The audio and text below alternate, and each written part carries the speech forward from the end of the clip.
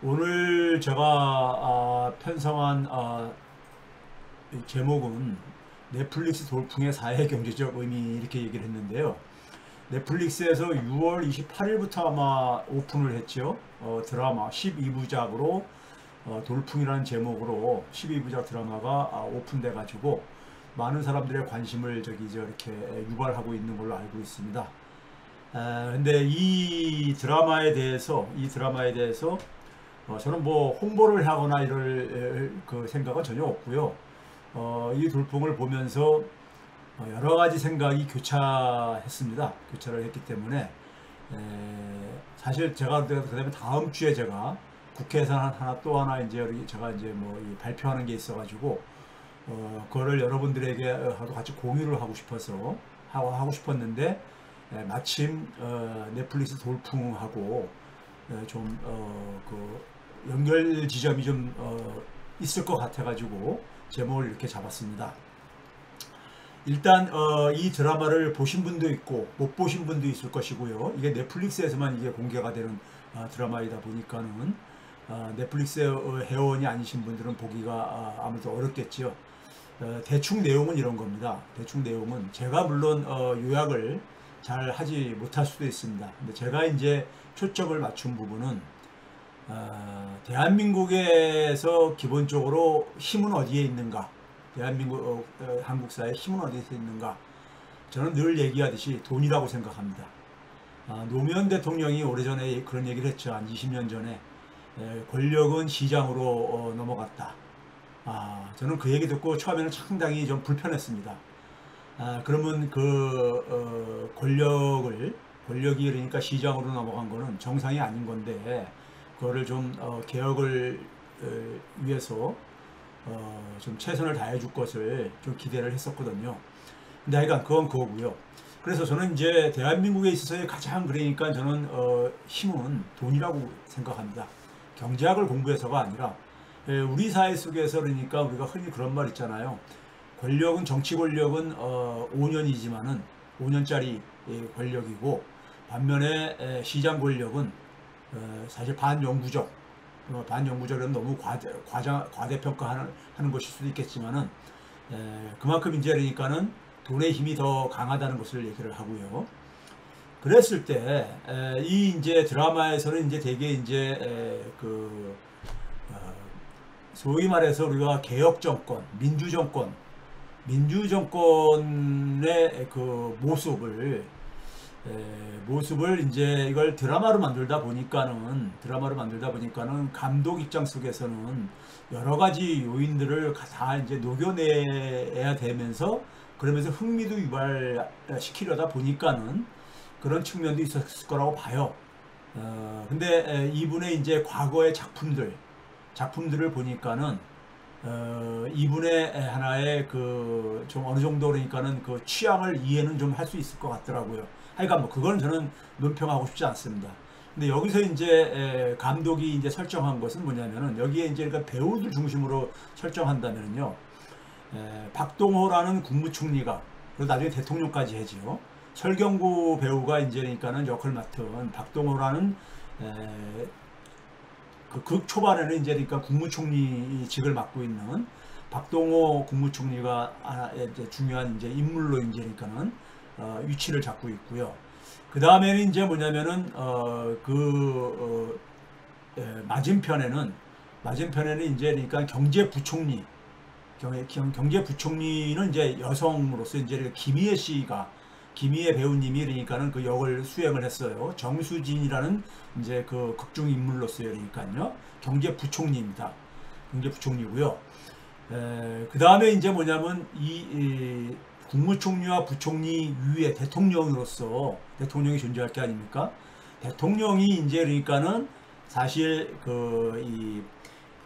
이 극중에서는 사건이라든가 그 다음에 이제 뭐 인물들의 그 모습을 봤을 때는 우리가 이제 김대중 대통령도 연상을 시키고 있고 노무현 대통령도 연상을 시키는 이제 그런 대통령이에요. 이 장일준이라고 국중에서는 이제 그러니까 장일준이라는 하나의 이름으로 장일준 대통령으로 이제 나오게 되죠. 나오는데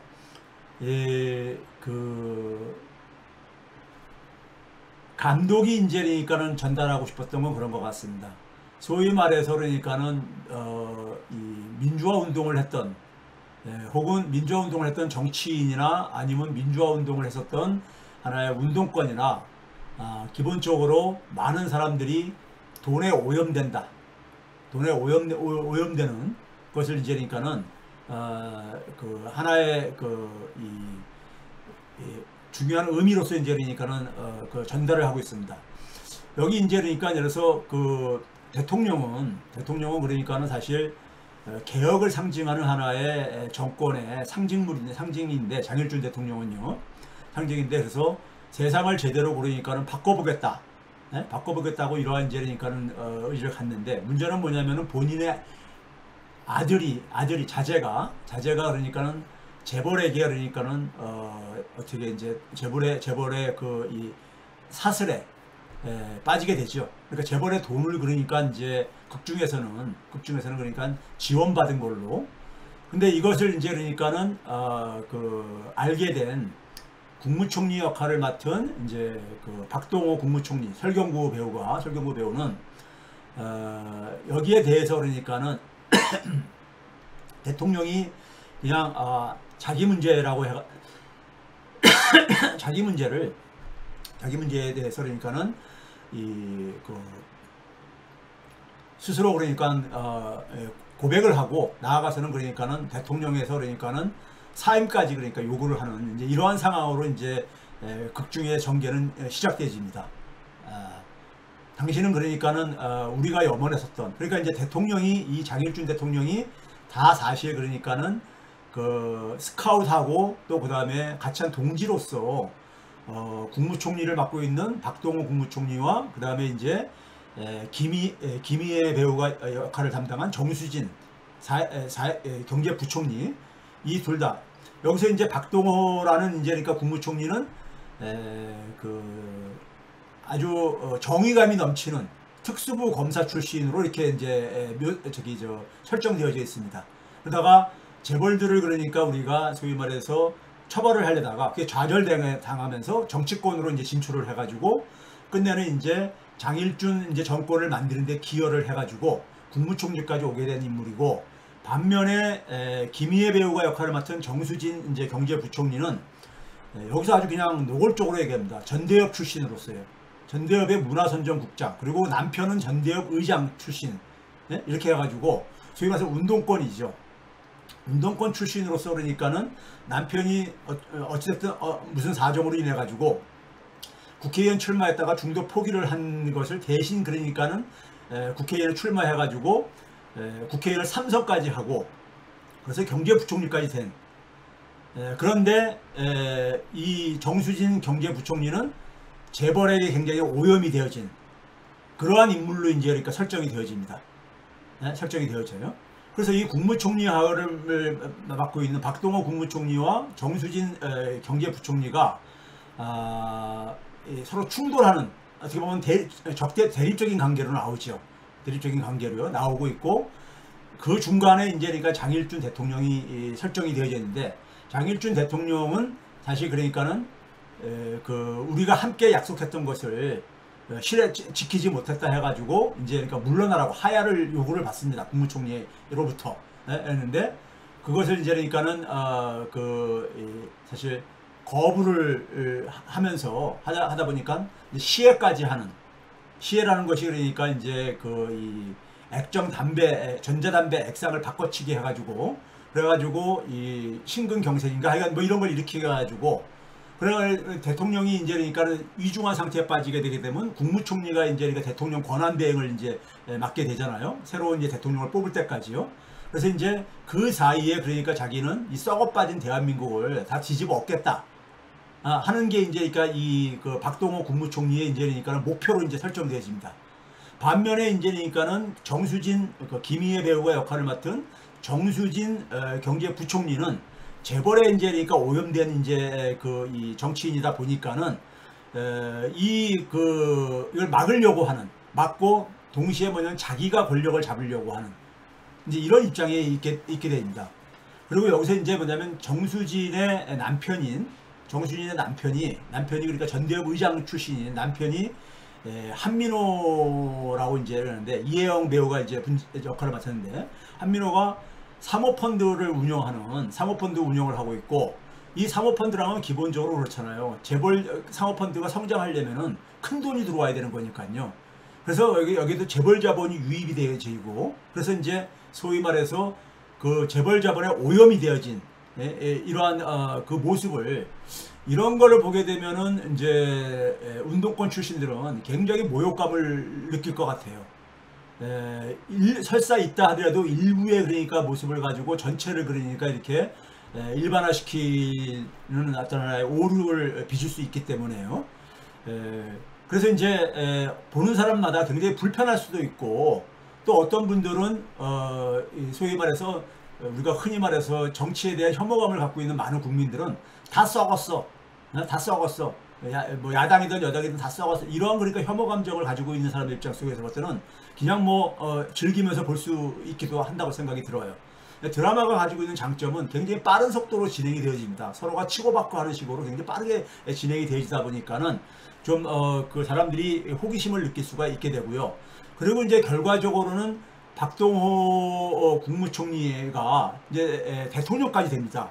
대통령까지 되죠. 예를 들면 이제 장일준 대통령이 결국은 사망을 하게 되는데 이게 이제 그러니까는 정수진 경제부총리가 최종적으로는 죽이지요. 죽입니다. 네? 그러니까 이제 그 병실에 입원해 있는 그러니까는 병실에 입원해 가지고 있는 대통령을 이 호흡을 못하게 해가지고 죽입니다.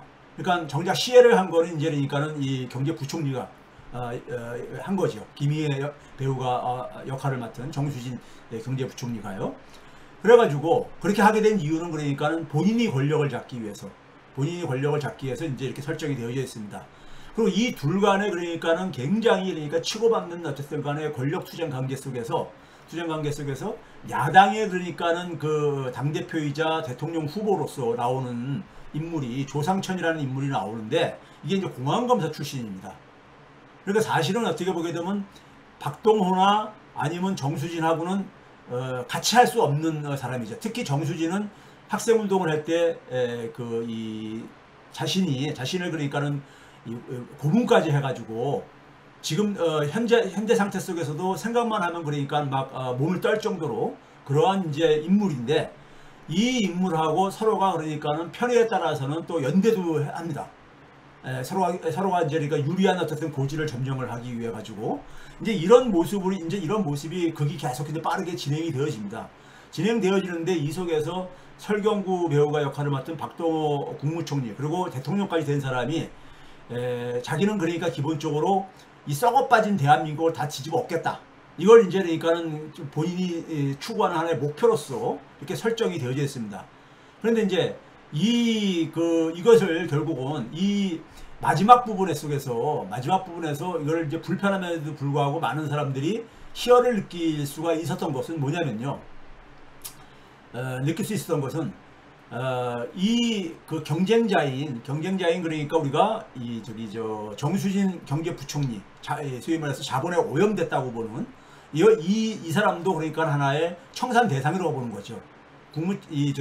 박동호 신임 대통령 입장 속에서는 정수진 같은 인물도 그러니까는 이 청산해야 될 대상인 거예요. 썩어빠진 하나의 인물이니까 재벌에 오염되고 자본에 오염됐으니까요.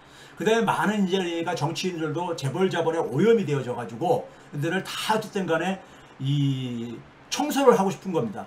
청소를 하고 싶은 거예요. 대한민국을 확 뒤집어 엎고 싶다는 것입니다. 그러한 과정 속에서 이제 그러니까는 근데 그것을 돌파하는 게 쉽지가 않잖아요. 사실 그 뒤에는 이제 그러니까는 소위 재벌 뭐 이제 삼성전자를 좀 이제 그러니까 어느 정도 삼성그룹을 좀 오버랩 시킬 수 있는 이러한 재벌 그룹이 하나 등장합니다. 대진그룹이라고 해가지고요. 여기에 이제 회장이 박근형 그리고 이제 아들들이 나오고 이제 이거인데 하여간 뭐 대표적인 재벌 그룹이 하나 또 나옵니다. 이 재벌 그룹이 뒤에서 또 이제 그러니까 조종도 하고 막 이제 우리 사회 속에서 소위 말해서 기득권층들이 총 이제 그러니까는 이 얽혀져 있는 이러한 이제 정치 싸움이 이제 그러니까 전개되어집니다. 전개되어지는데 막판에 이제 그러니까 대통령까지 됐음에도 불구하고 장일준이 아니라 이 박동호 국무총리는 본인도 그러니까 어쨌든 간에 이 크나큰 어쨌든 간에 약점이라고 해야 될까요? 아니면 이 문제를 그러니까 갖게 된 것이 장일준 대통령을 어쨌든 간에 시해를 시도했던 거 아닙니까요? 예? 사실 검사 출신의 그러니까 정치인이 사람을 그러니까는 살해를 하려고 했으니까는 그건 치명적인 약점이죠. 그 치명적인 약점이 이제 그러니까 드러나면서 완전히 코너에 몰립니다. 코너에 몰리고 이제 그런 상황 속에서 본인이 자기가 그러니까 추구하는 목표를 달성하기 위해서 이제 이 김희애 배우가 역할을 맡은 정수진 경제부총리를 유인해가지고 그 정수진 부총리가 자기하고 몸싸움 하는 쪽에서 자기를 그러니까 밀어가지고 이 뭐 사실 청와대 그러니까 그 산 위에서 밀어가지고 떨어뜨린 것처럼 이렇게 이제 그 범죄 의혹을 받도록 살해 의혹을 받도록 이렇게 꾸미면서 본인이 죽습니다. 죽고 나서 이제 그다음에 뭐냐면 이제 정수진의 그 문제가 다 이제 노출이 되어지는 과정이 마지막에 이제 진행이 되어지는데요. 이게 뭐 너무 제가 드라마를 요약할 수 있는 실력도 좀 부족하고요.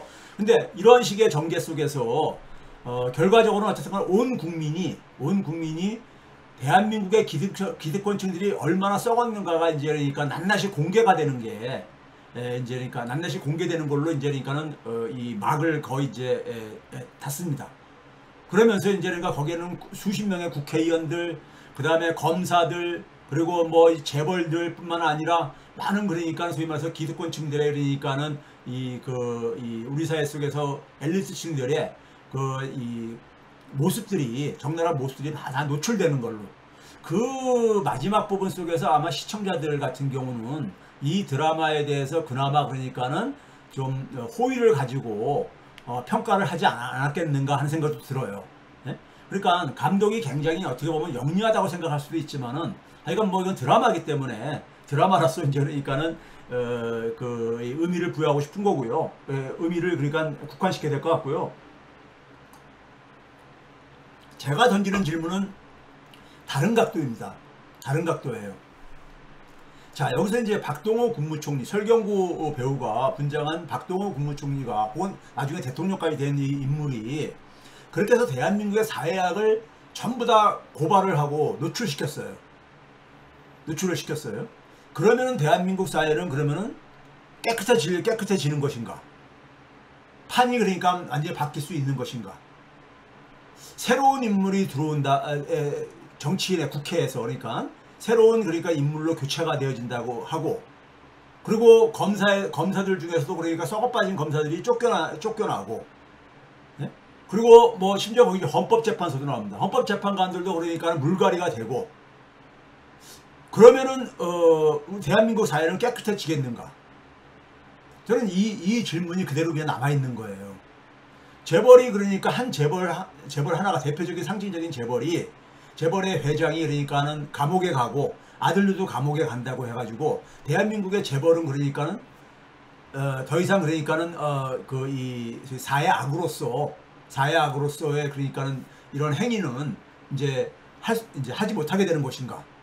이런 이제 의문들이 남는 거죠. 저는 그게 해소가 안 된다고 보는 거예요. 주인공이 그러니까는 그 사회의 악을 그러니까 실체를 다 드러내고 자기 몸을 희생시켜가지고 그 사회의 악들을 그러니까 다 실체를 드러내는 걸로 맞바꿨지만은 자기 몸을 던진 거죠. 자기 목숨을 던져가지고 그걸 이제 실체를 드러낸 거죠. 근데 그거는 그러니까 하나 일회성일 수밖에 없는 거잖아요. 또다시 그러니까는 제2의 그러니까는 썩어빠진 정치인들, 검사들, 그 다음에 또 재벌 그룹들 이런 것들은 계속해서 그러니까는 우리가 존재할 수밖에 없는 것들이잖아요. 대한민국의 우리가 이 상황 속에서 볼 때는 그런 점에서 물론 드라마이다 보니까 그런 모습들을 좀 더 섬세하게 기획을 할 수 없었을지 모르겠지만은 저는 이 돌풍은 그런 의미에서 분명히 한계를 가지고 있다. 한계를 보였다. 여기에 그러니까는 운동권이라든가 아니면은 그다음에 그 우리가 흔히 이렇게 오버랩 시켜서 연상을 하는 김대중 대통령이나 노무현 대통령에 대한 그 이미지를 연상시키게 하면서 또 그 저기 그 두 사람이 두 사람이라고 단정도 지을 수 없는 모습들도 많이 있거든요. 그런 점에서 이제 불편하게 만드는 것들이 저는 정당화되냐 안 되냐 이걸 논란을 떠나서 이 감독이 그러니까는 던지려고 하는 메시지, 그러니까 돌풍을 일으켜 가지고 대한민국에 그러니까는 소위 말해서 이 쓰레기들을 다 그냥 날려버리겠다 이거죠. 다 날려버리겠다 이겁니다. 근데 날려간다고 해가지고 새로운 쓰레기는 그러니까는 발생이 안 되는 건가 이겁니다. 제가 이제 그러니까 던지고 싶은 질문은 이제 여기에서 이제 출발을 합니다. 더군다나 이제 그러니까는 그러다 보니까 이제 보시는 분들마다 굉장히 불편해가지고 중간에 중단하신 분들도 있고, 근데 마지막까지 보고 나서 또 좀 희열을 느끼시는 분들도 있고, 여러분들의 그러니까는 이 그 감정이 존재하는 것 같아요. 그래서 화제가 더 되는 것 같습니다. 저는 이 부분 속에서 민주화 운동 세력들, 그러니까 민주화 운동 세력이 그러니까 사실 대다수는 정치권에 진출하지도 않았고요. 정치권에 진출도 하지 않았고, 여전히 뭐냐면 사회 곳곳에서 약자들을 위해 가지고 묵묵히 그러니까 살아가고 있거나 혹은 다른 방식으로 우리 사회에 그러니까는 기여를 하고 있고 또 자신의 삶을 치열하게 살아가고 있거든요. 대부분은요. 이분들에게는 굉장히 모욕적이라고 생각이 들어요. 일부 그러니까는 사실 그 운동권 출신 정치인들 중에서 자본에 오염된 정치인들도 있지요. 꽤 있지요. 근데 그들이 전체를 다 대표할 수는 없다는 거죠. 그런 점에서는 분명히 그러니까는 굉장히 오염된 일부 민주화 운동 세력을 상품화했다는 이러한 이제 지적도 감독은 이제 그러니까 저는 받아들여야 된다고 생각이 듭니다. 그러니까 그건 그거고요. 그래서 이제 이걸 그러다 보니까 이것을 이제 그러니까 우리 사회 보수 진영에서는 586 세대라든가 소위 말해서 운동권이라는 것은 그러니까 더 이상 정의가 아니다 이런 식으로 또 그걸 악용을 하고 앉아 있고요. 악용을 하고 있는데 저는 그러한 문제는 너무 저급한 하나의 이 논쟁이라고 보고 있고요. 항상 그래왔듯이 제가 이제 오늘 말씀드리고 싶은 것은요. 지금 이 한번 이렇게 해가지고 사회학을 한번 쓸어버렸다고 해가지고 돌풍을 불어가지고 쓸어버렸다고 해가지고 지금 우리 사회 속에서 진행되어지는 거의 막판까지 오고 있는 이 격차 사회, 불평등이 이제 심화될 대로 심화돼서 어디까지 이제 이게 더 이상 불평등 심화가 가능한 것인가 하는 생각이 들 정도로까지의 이 불평등을 사실 우리가 해소시킬 수가 있겠는가, 출구를 만들어낼 수 있겠는가, 이 부분 속에서는 저는 여전히 그러니까는 고개가 갸우뚱거려지고, 이 그러니까 사회 악들을 다 실체를 드러냈다고 해가지고 이 사회 악들이 다시 그러니까는 재생산되지 않는다는 법이 없는 이상에는 이 문제는 그러니까 여전히 대다수 그러니까 현실 속에서 힘들게 삶을 살아가는 사람들은 라고는 좀 거리가 있는 게 아닌가 하는 이런 생각이 들었어요. 이제 그런 점에서 제가 이제 오늘 이제 그러니까 제가 말씀드리고 싶은 것은 기본적으로 그러니까는 그 썩어 빠진 소위 자본에 오염된 우리 사회 속에서 가장 강력한 힘은 저는 자본에서 나온다고 봐요. 자본이 돈에서 나온다고 봅니다. 이 자본에 오염된 그러니까 흔히 말해서 그러니까 기득권층들이 이것을 그러니까 우리가 한번 쓸어버린다고 해가지고 이게 재생산되지 말란 법이 없기 때문에 없는 상황 속에서 사회 구조를 재구성하지 않고는 왜곡과 사회 왜곡과 비극의 재생산은 저는 불가피하다고 보고요. 그것과 연관해가지고 저는 이 모피아 문제를 좀 이제 보려고 하는데요. 우리가 최근에 검찰 개혁을 하면서 검찰의 그 탈정치와 검찰이 좀 제발 정치질 못하게 하는 검찰의 어떤 정치검사들의 그러니까 이 문제를 우리가 아주 그 치를 떨면서 우리가 그동안 겪었던 거 아닙니까요? 그래서 검찰 권력에 대해서 그러니까 민주적인 통제를 얘기하듯이 마찬가지로 이 경제 관료가 그러니까 화폐 권력에 대한 민주적인 통제가 없이는 저는 우리 사회의 구조는 그러니까는 계속해서 돈의 힘이 지배하는 사회가 재생산될 수밖에 없다고 봐요. 그리고 그 화폐 권력에 대한 민주적 통제를 하기 위한 하나의 전제 조건이 바로 뭐냐면 경제 관료들, 즉 검사하고 비교되어지는 경제 관료들의 탈정치화 혹은 탈자본화죠. 자본에 그러니까 경사되어져 있는 그러니까 경제 관료들을 자본과 그러니까는 분리시켜 가지고 국민품으로 국민을 위해서 봉사하는 공직자로서 그러니까 자리매김하는 거. 이 작업이 없이는 이러한 이런 방식으로 사회 구조를 재구성하지 않는 이상은 제2의 그러니까 우리가 정수진이 나올 수 있고 제2의 그러니까는 소위 말해서 이 장일준 대통령도 나올 수 있고 뭐 재벌은 계속해서 계속 존재하고 있는 모습들이고요. 그렇죠? 그래서 이제 제가 이 문제를 좀 이제 연결시켜서 다루려고 하는 것입니다. 제가 늘 여러분들에게 보여주듯이 우리 사회의 모습은 하나의 그림으로 표현한다면 이겁니다. 그림으로 표현한다면 이거예요. 저는 학생들한테 경제학을 강의하면서 처음에 제가 시작하는 말이 경제는 돈의 배분 문제다 그런 얘기를 합니다. 돈의 배분 문제. 한마디로 얘기하면 경제는 돈의 배분 문제라고 저는 얘기를 합니다. 근데 경제는 돈의 배분은 두 가지 그 영역에서 배분이 이루어집니다. 하나는 시장 영역, 하나는 정치 영역에서 이루어집니다. 왜 그러냐면은 인간이 사회적 동물이고 그 결과로 생산행위는 다 사회적 생산행위이기 때문에 모두가 함께 그러니까는 가치를 만들어냈기 때문에 인간이 필요로 하는 물자를 만들어냈기 때문에 그것을 그러니까 모두가 함께 만들어냈기 때문에 그 배분은 두 가지 영역에서 그러니까 우리가 진행이 되신다는 얘기입니다. 그러니까 함께 만들어냈기 때문에 사회를 위해 가지고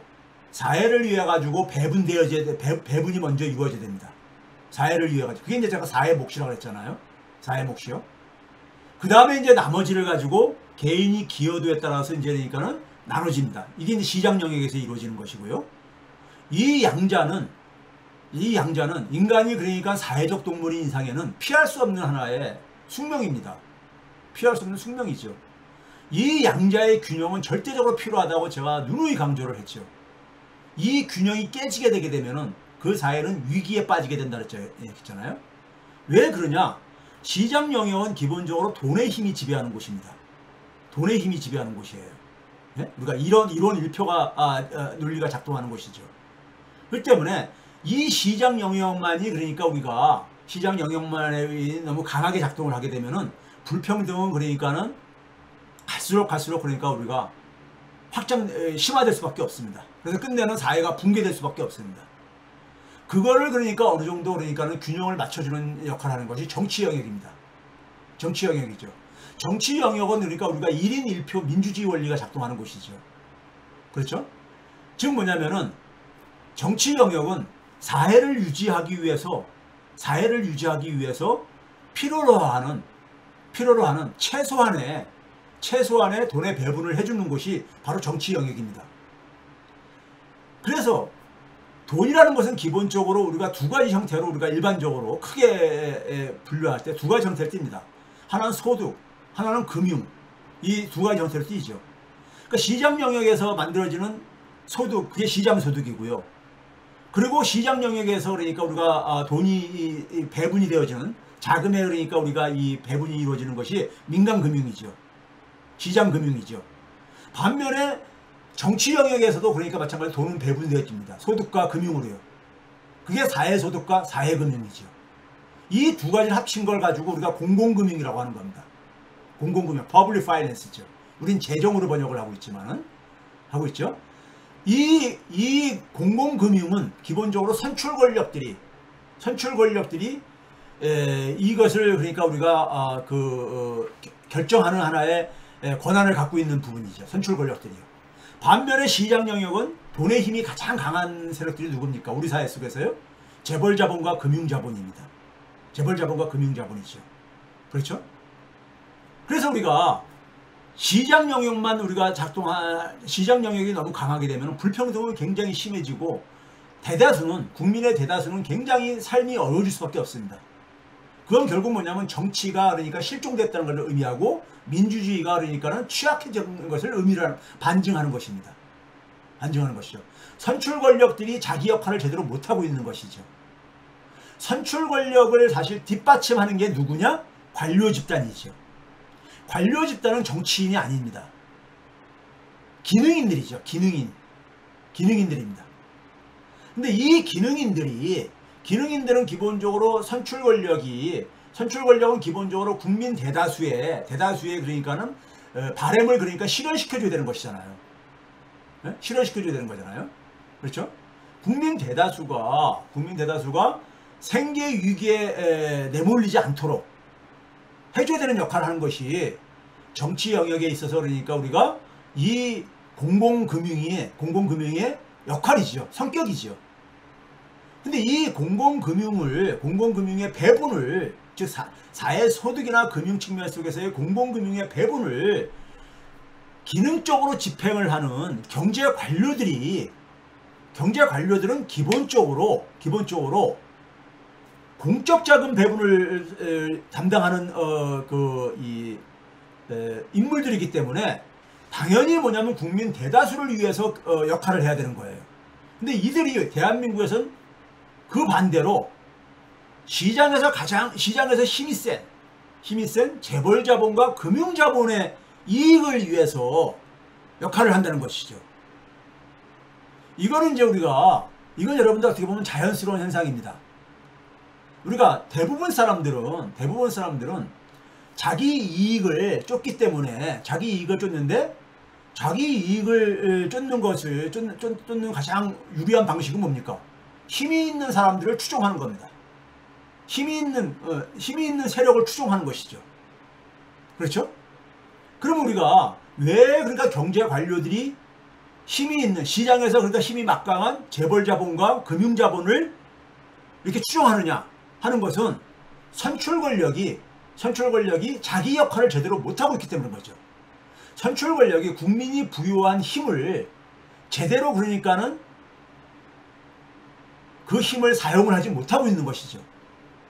그 결과로 관료들이, 공무원들이, 검찰 공무원, 경제 관료들이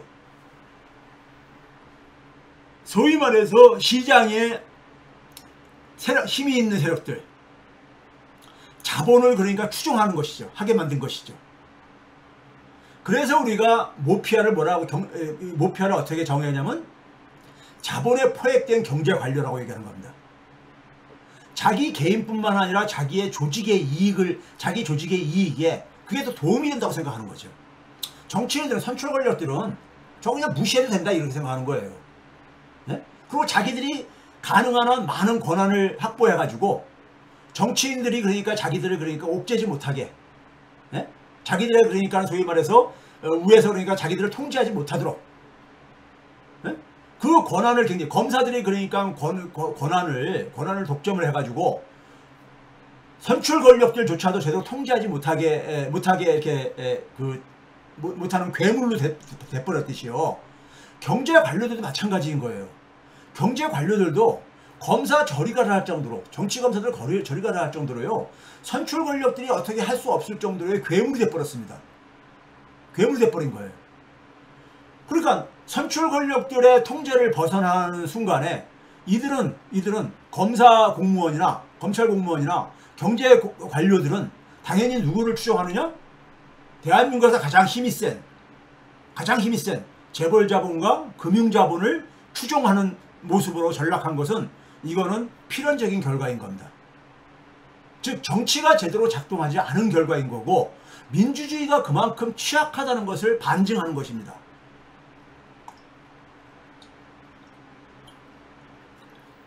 대한민국의 검찰개혁, 모피아개혁은 바로 이 배경을 이해를 해야지만이 풀어갈 수가 있습니다.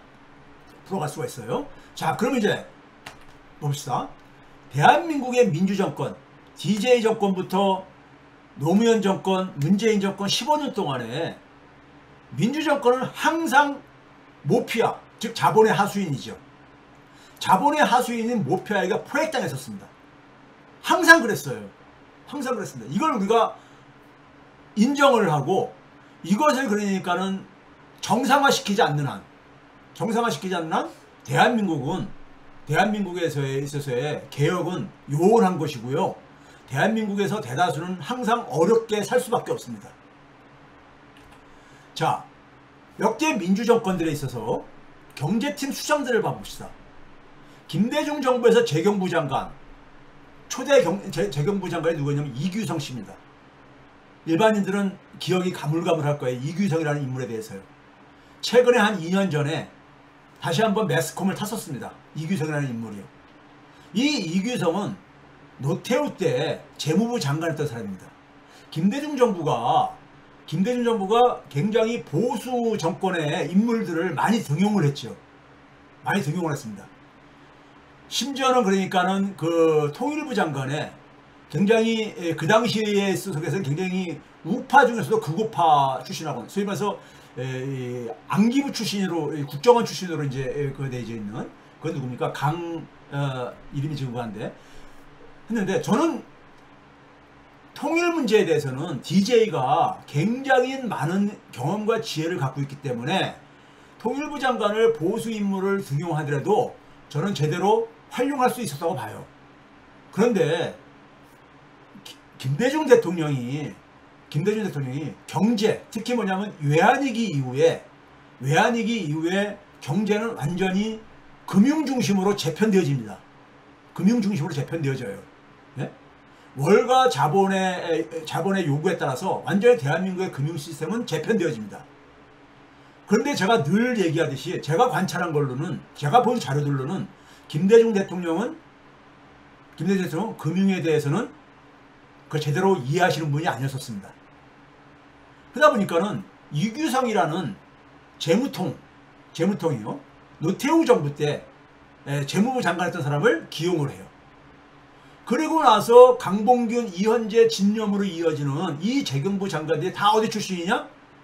기재부 출신들이고 이때 소위 말해서 대한민국의 모피아가 완성이 되어집니다. 김영삼 정부 때 싹이 튀기 시작했던 것이 이때 완성이 되어집니다.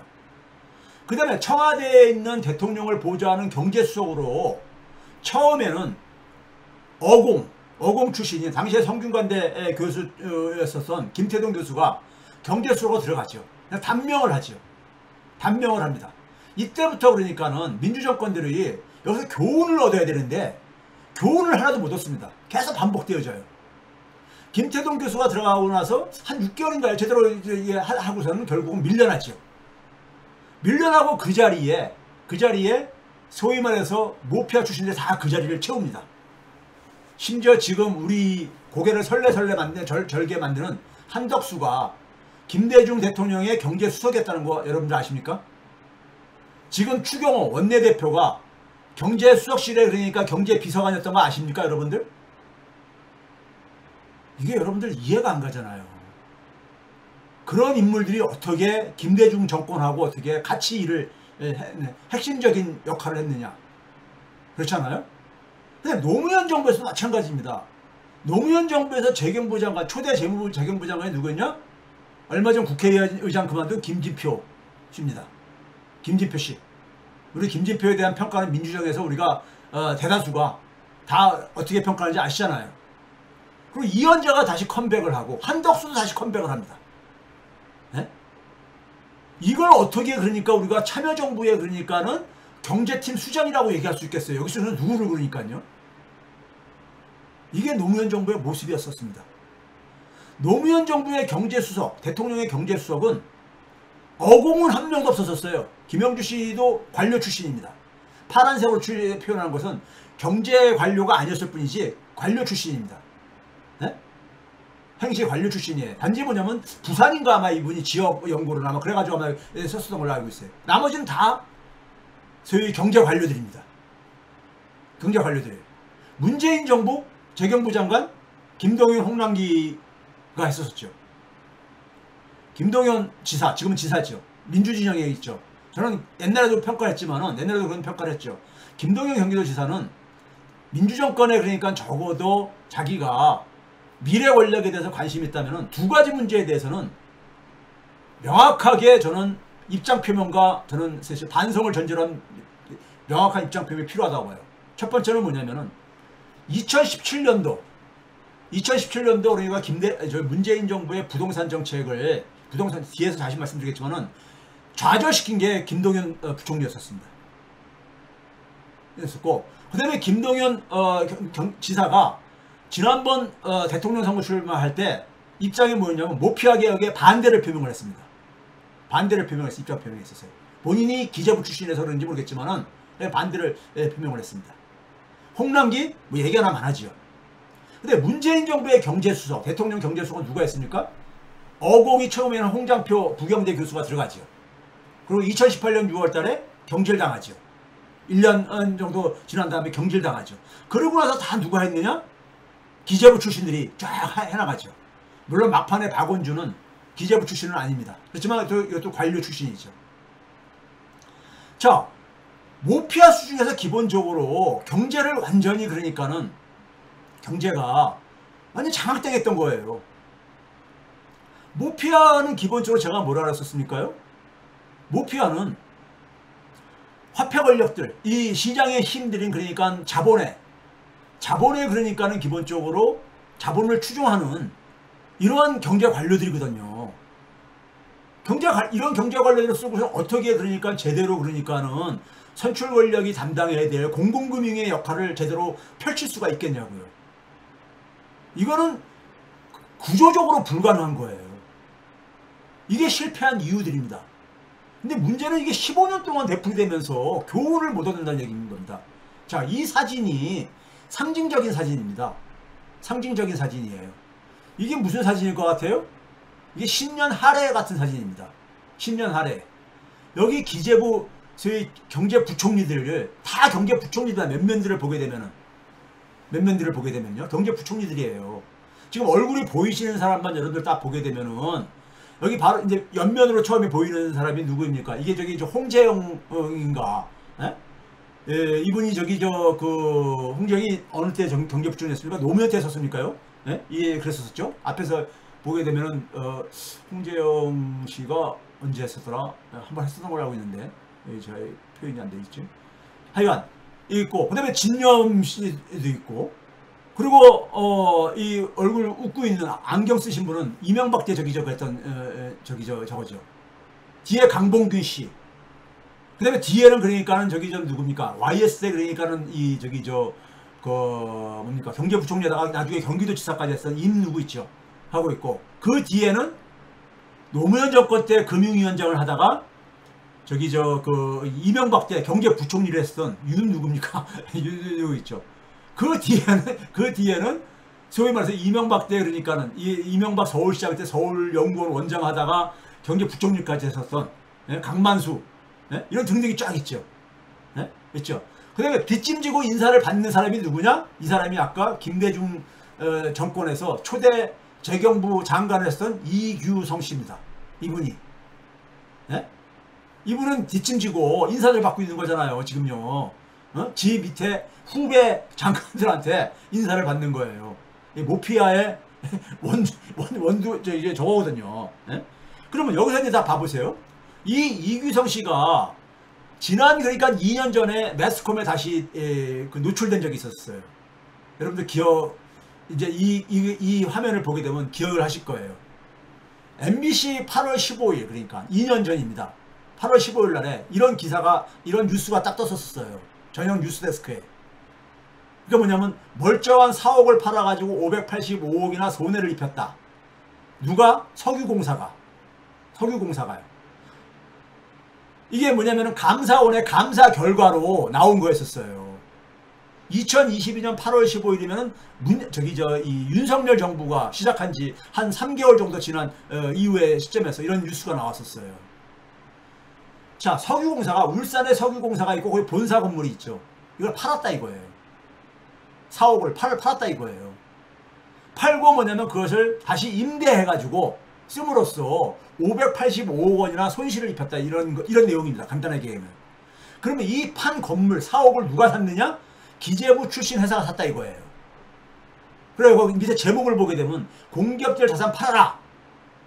그 정부에서 박근혜 정부 때랑 이게 막 이렇게 이런 소리를 하면서 이 당시 이제 그러니까 소위 말해서 MBC에서 이걸 한 이유가 뭐냐면은 당시에 그러니까 추경호가 초대 그러니까는 윤석열 정부의 경제부총리였었잖아요. 마찬가지로 뭐냐면 공기업자 자산 팔으라고 막 이렇게 막 이 추진했었잖아요. 그런 분위기가 이 오버랩되니까는 보수 정권이 들어설 때마다 그러니까는 공기업 매각하는 이런 것들이 반복되어지고 그러다 보니까는 이거는 이제 딱 이제 끄집어낸 겁니다. 당시에 또 이게 이제 감사원 감사 결과도 나왔었고요. 그래서 이거를 이제 누가 팔고 누가 샀냐 봤더니만 모피아의 그림자가 보이더라 이거예요. 뉴스 밑에 하단에 제목이 보이죠.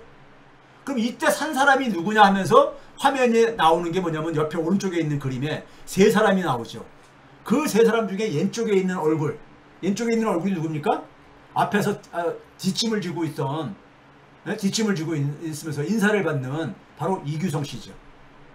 이규성 씨예요. 이 이규성이라는 인물은 노태우 때 재무부 장관, 재무통이죠. 돈을 아는 사람인 거예요. 돈을 좀. 그래도 전통적인 관료치고는 돈을 좀 아는 사람이죠. 재무통이니까요. 이 이규성 씨가 재무부 장관을 하고 나서 참 공직자가 이러면 안 되는데 너무 뻔뻔스러운 것 같아요. 제가 볼 때는요. 장관을 그만두고 나서 이 사람이 뭘 만드냐? 사모펀드를 해서 만듭니다. 사모펀드요. 사모펀드라는 게 뭐예요? 개인들 돈들 그러니까 수익 추구하는 돈들을 모아가지고 그거 가지고 그러니까는 소위 말해서 투자를 해가지고 돈놀이 하는 거 아닙니까?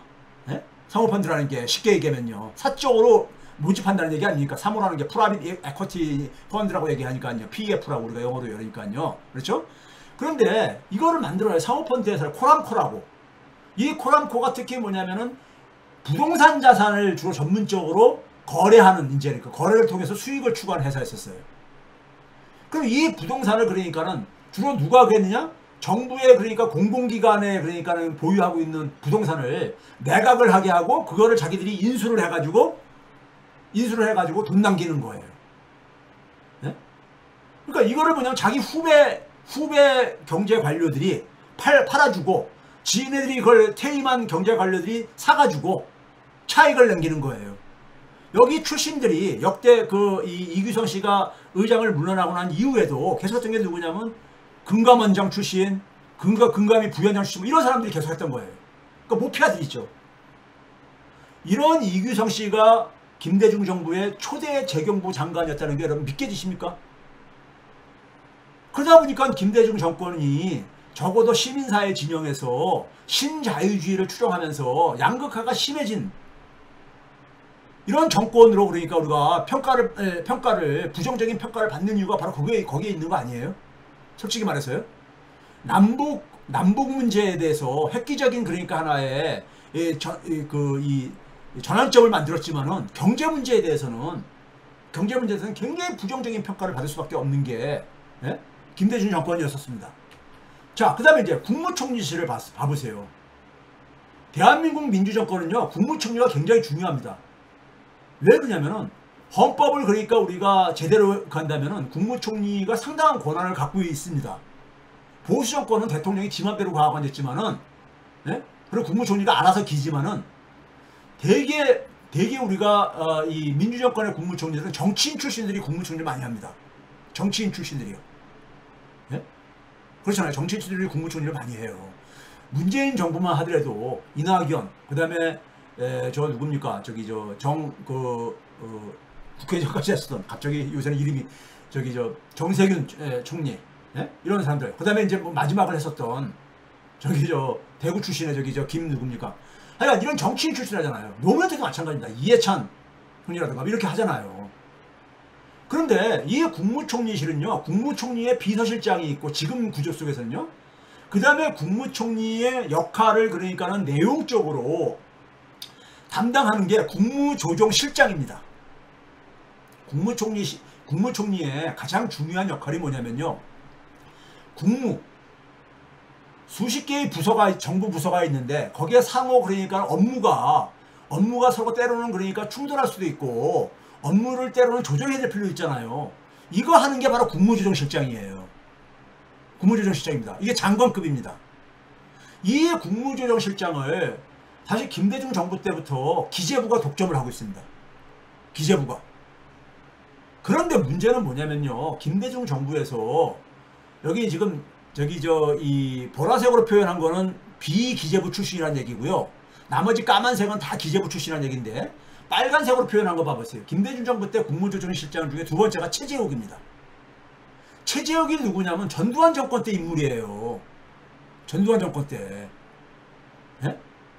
그러니까 도대체가 민주정권이 사람은 그러니까 잘 쓰면 된다 이런 식으로 생각을 이런 나이브한 생각을 가지고 계신 것 같아요. 네? 김진표도 이 당시에 김진표 씨도 이때 그러니까 국무조정실장 출신이고요. 이게 그러니까 장관급이거든요. 여기 갔다가 다시 이제 그러니까는 경제부총리로 가는 그렇습니다. 한덕수 씨가 여기 출신이고요. 한덕수 씨가. 네?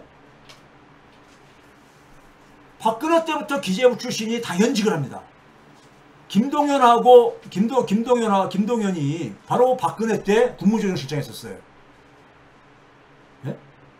문재인 정부 때 두 번째 경제부총리가 홍남기 씨인데 홍남기 씨도 국무조정실장 출신입니다. 지금 윤석열 정부에서 박문규, 방기선도 마찬가지로 국무조정실장 출신이고요. 박문규는 저기 어디 수원인가 출마했다가 떨어져가지고 다시 또 그다음에 무슨 저기 보훈인사로 장관 자리인가 최근에 어디 줬죠. 이렇게 가고 앉아있고요. 그러니까 국무총리실도 누가 장악하고 있느냐? 기재부가 장악하고 있는 겁니다. 경제수장, 청와대 경제수석, 국무총리실 다 장악하고 있잖아요. 자, 이거 봐보세요. 첫 번째 사례를 보여드릴게요. 가계채무가 가장 빠르게 증가한 때가 언제인지 아세요, 여러분? 첫 번째가 김대중 정부 때고요. 두 번째가 문재인 정부 때입니다. 자, 우리가 채무는 커다랗게 우리가 민간 채무하고 정부 채무로 나눌 수가 있겠는데 민간 채무 중에서 기업 채무는요. 투자 목적이기 때문에 기업 채무는 우리가 관리만 잘 간다면 우리가 이렇게 주목할 필요가 없어요. 근데 가계 채무하고 정부 채무는 굉장히 서로가 그러니까 우리가 상충관계에 있습니다. 가계 채무가 늘지 않게 하려면요. 가계 채무가 되게 증가합니다. 가계가 그러니까 채무를 증가시킨다는 얘기는 뭐예요? 가계가 자기가 필요한 자금을 시장에서 조달한다는 얘기잖아요. 민간금융에서 조달한다는 얘기잖아요. 가계 채무가 증가한다는 얘기는요. 그렇죠? 누가 빚을 일부러 내고 싶겠어요. 가계들이 그 부담이 계속 커지는데 원리금 상환하는 게 그건 바로 뭐냐? 가계에 대한 공공금융의 지원이 약화됐을 때 나타나는 현상입니다. 네? 공공금융에 기댈 수가 없다 보니까는 민간금융으로 가서 기대는 거예요. 가계가. 그게 가계채무의 증가의 현상입니다. 김대중 정부 때 1998년, 99년 외환위기 터지고 나서 98년, 99년대는 수출이 굉장히 이제 빠르게 회복이 되어집니다. 환율이 굉장히 되니까는 고환율까지 환율이 높이 올라가니까 환율 탓으로 구하고 그 다음에 세계 경제가 괜찮았었거든요. 90년대 말에 미국 경제가 굉장히 그러니까 우리가 닷컴 버블이라고 생길 정도까지 신경제 호황이 일어났었으니까요. 그러다가 2000년도부터 경기가 둔화되기 시작하죠. 2001년도에는 경기 침체가 왔었죠. 미국에요. 그렇죠? 그 상황 속에서 그 당시에 정부 채무가 파란색 숫자입니다. 1999년에 16.7%였는 게 2000년대 17.1%까지 조금 올랐지만은 그 다음에 거의 변화가 없잖아요. 17% 정도 됐어요. 정부 채무가 하나도 안 증가했던 거예요. 경기가 침체 국면에 빠지는데 정부가 돈을 안 쓴 거죠. 그러다 보면 자연히 어떻게 됩니까? 가계 채무가 45.1%에 있던 것이 64%까지 거의 20%포인트가 3년 만에 증가하죠. 20%포인트가요. 이 당시 경기 침체에 빠지니까는 이현재가 그러니까 한 게 뭐냐면 내수 부양체계로 내놓은 것이 카드 활성화 정책입니다. 카드 발급을 받기 쉽게 카드를 막 쓰라 이거죠. 카드는 결국은 빚이잖아요. 그 다음에 부동산 규제를 완화해 줍니다. 다주택도 해도 되고 하여간 부동산 규제를 완화시켜 줍니다. 부동산 건설 경기를 부양한다는 명목으로요. 그럼 가계 채무가 확 증가하죠. 예? 돈 없는 사람들이 카드로 가지고 카드론을 받아가 돈 쓰고 부동산 투기하기 위해서 또 이 빚을 내고 이게 김대중 정부에서 있었던 일이에요. 예? 왜 그러냐? 이 당시 딱 보면 뭡니까? 공공금융 역할이 실종됐잖아요.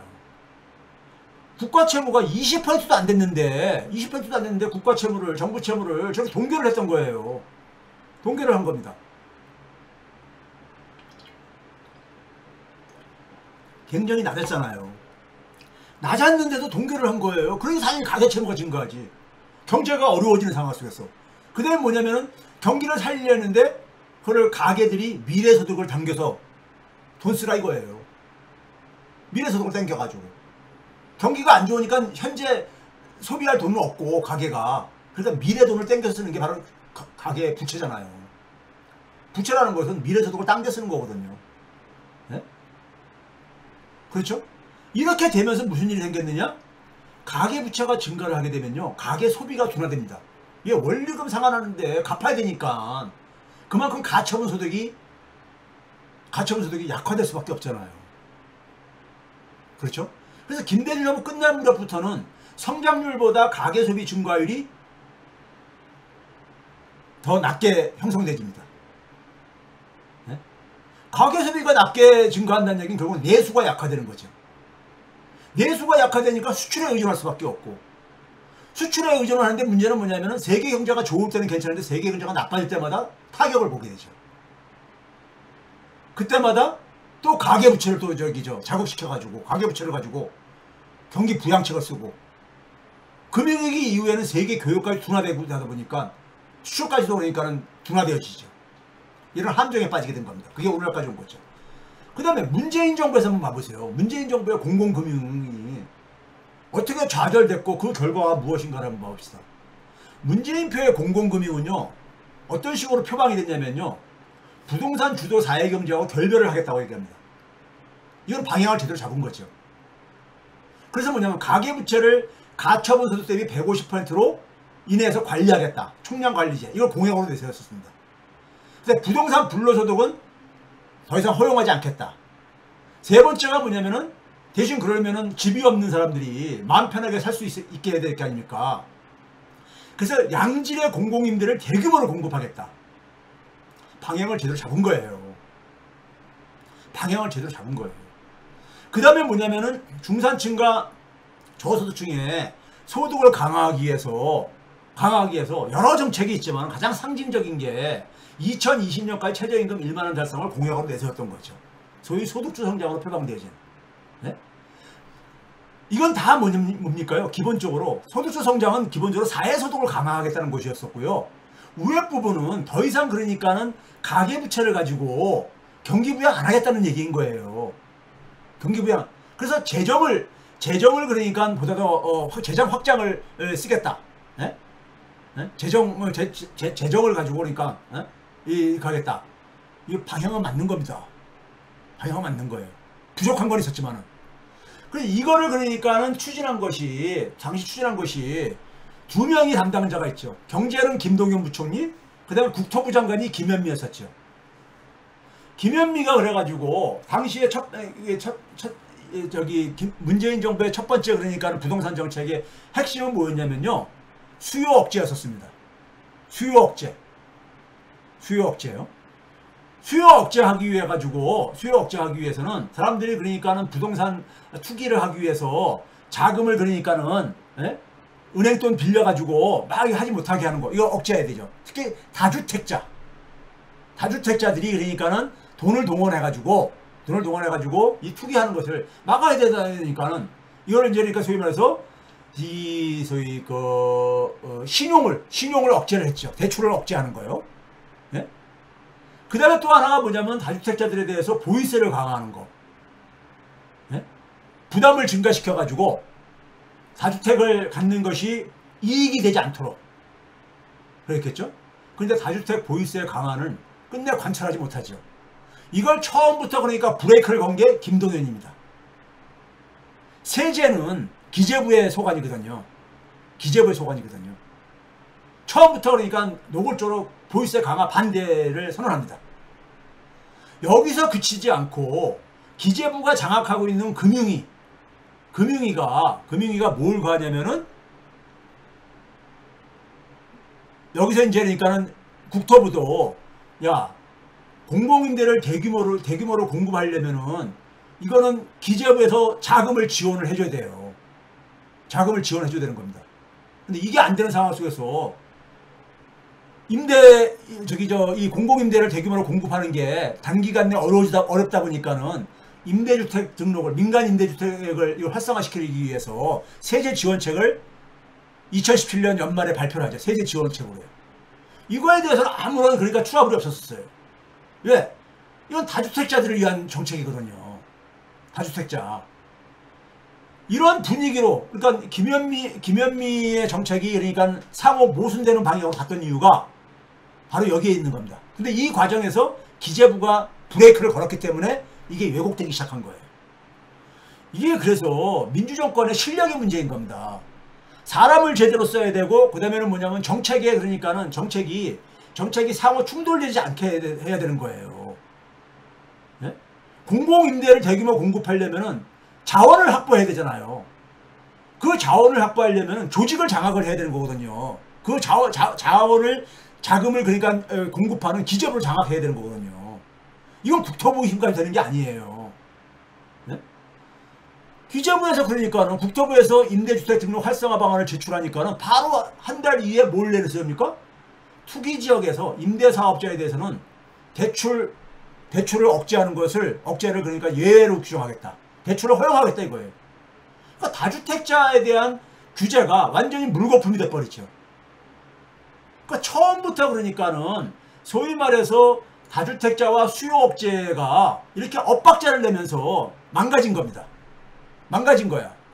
그러니까 정권이 들어선 지 1년도 안 돼가지고 다 이렇게 망가져 버린 겁니다. 부동산 정책은요. 부동산 정책은 망가져 버린 거예요. 제가 그래서 2018년 말부터 문재인 정부 부동산 정책은 실패했다. 이렇게 제가 평가드린 겁니다. 그리고 나서 2018년도에는 우리가 초기에는 뭐였습니까? 당시에 평창올림픽이 계속 그 분위기였었죠. 네? 남북 정상회담, 이 북미 정상회담만 이렇게 이어지면서요. 근데 수구 세력들이 2018년 5월 말 6월 초부터 총공세를 하죠. 소득주 성장론 폐기하라고 하면서 고용 참사를 얘기하면서요. 그래서 홍준표가 경질되죠. 끝내요. 어공 출신인 경질되고, 그리고 9월 때는 장하성이 경질돼주고, 어공들이 문재인 정부의 경제 철학을 상징적으로 대표하는 인물들이 다 퇴장하죠. 그리고 그 자리에 이제 경제 관료들이 그 자리를 다 장악을 하죠. 그러다 보니까는 경제 정책도 어떻게 됩니까? 소득주 성장은요, 기본적으로 수요 주도 성장 정책입니다. 수요 측면이요. 그런데 그 주인공들이 다 퇴장하니까 뭡니까? 관료들은 항상 그럽니다. 공급주도 성장을 얘기합니다. 공급주도 성장이에요. 혁신이라는 개념을 내세워가지고 공급 역량을 강화해야 된다. 혁신 역량을 강화해야 된다. 말은 좋아 보이죠.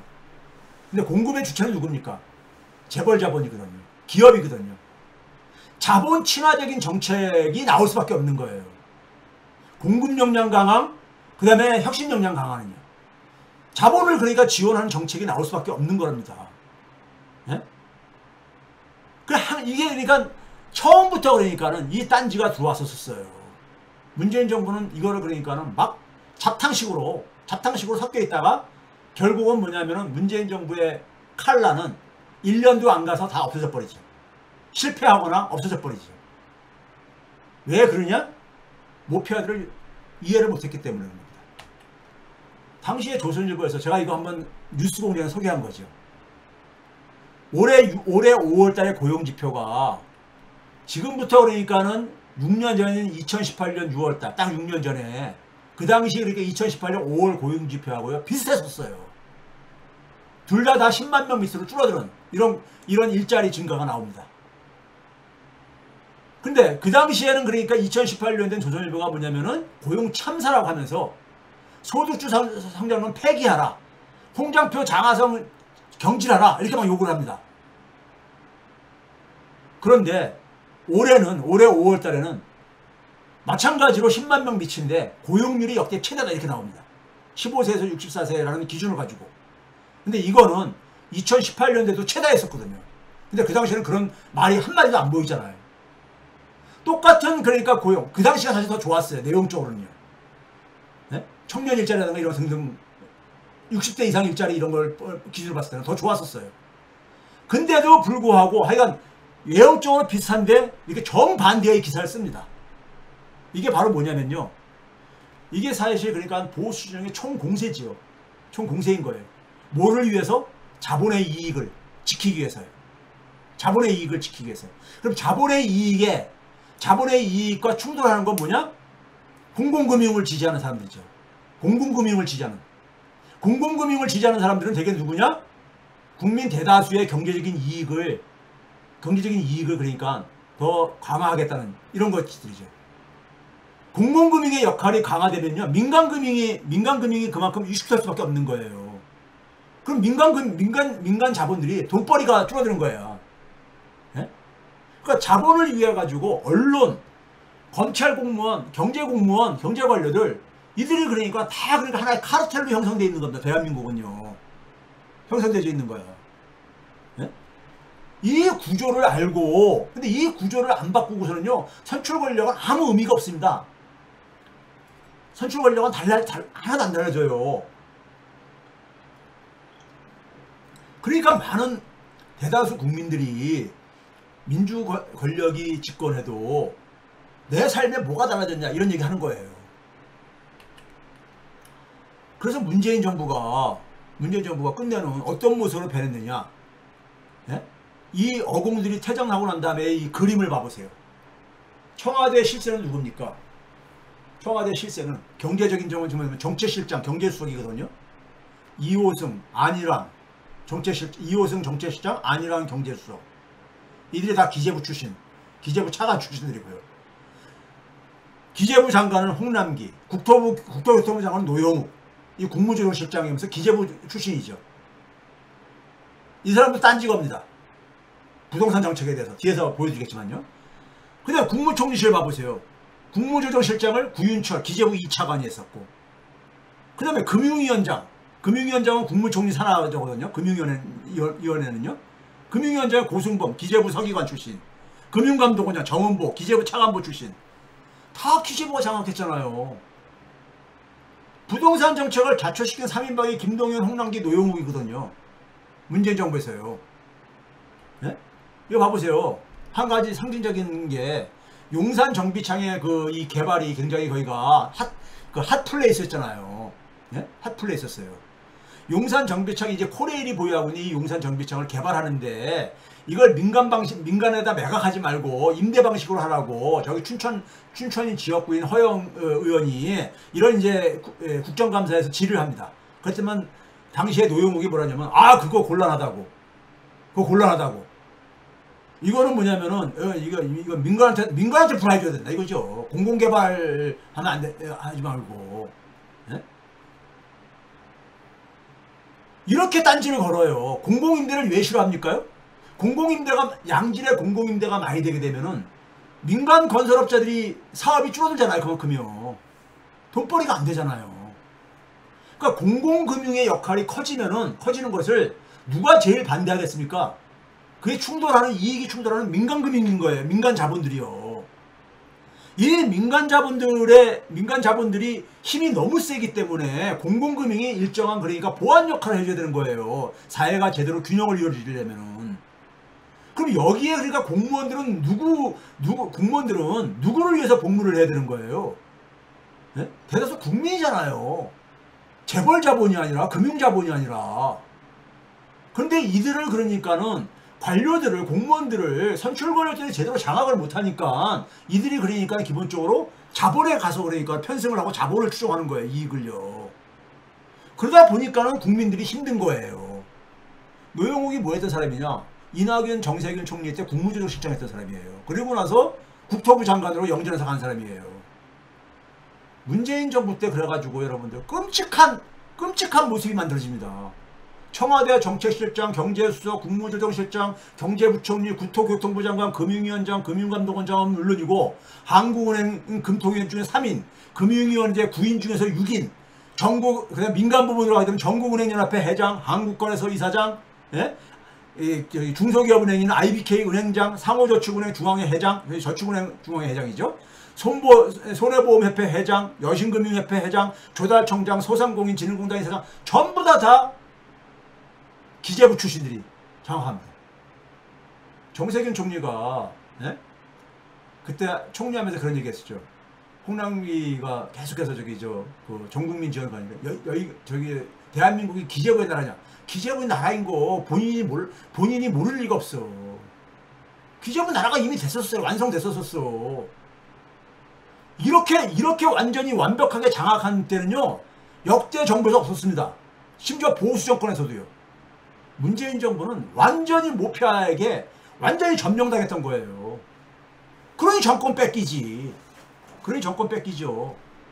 예?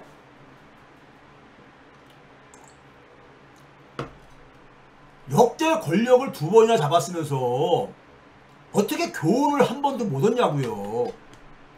그 결과가 뭐냐? 대한민국을 지배하는 건 재벌자본과 금융자본입니다. 자본이에요. 자본입니다. 이거를 그러니까는 공적인 영역에서는 모피하고 검찰이 지원을 해주는 것이고요. 이들이 민간 영역에서는 언론과 방송들이 이것도 지원해주고 앉아있고요. 이런 거예요. 예? 그러니까 가게들은 공공금융이 없어진 세상에 대한민국은요. 공공금융이 실종된 세상이야. 그래서 결국 어디 갑니까? 시장으로 가가지고 손을 벌릴 수밖에 없지. 돈이 필요하면은요. 그게 가계의 부채입니다. 그 결과물이 가계부채인 거예요. 가계부채가 대한민국 경제에 만하게 근원이 된 이유는 제가 여러 번 설명드렸죠. 이거 봐보세요. 문재인 정부 때가 우리가 되게 돈이 많이 풀렸다 그러잖아요. 노무현 정부 때라고 문재인 정부 때니까 돈이 많이 풀려서 부동산이 막 이렇게 가격이 그랬다 그러잖아요. 돈은 두 가지 돈이 있습니다. 해외에서 들어오는 돈들, 그러니까 전 세계에 이 퍼지는 돈들, 그걸 글로벌 신용이라고 하고, 국내에서 공급되어지는 돈, 그걸 국내 신용이라고 했을 때 노무현 정부 때는 글로벌 신용이 압도적으로 더 빨리 많이 증가했어요. 미국과 일본에서 그러니까 초저금리가 시대가 열리면서, 문재인 정부 때도 마찬가지로 그러니까는 이 코로나 이 시국으로 인해 가지고 돈이 많이 풀리죠. 근데 문재인 정부 때는 글로벌 신용은 그렇게 많이 안 증가했었어요. 국내 신용이 주도를 했습니다. 국내 신용은요 정권이 관리할 수 있는 거예요. 왜? 한국은행과 금융위원회를 장악하고 있으면 관리가 가능한 거죠. 그래서 문재인 때 더 많이 그러니까 부동산이 폭발한 거예요.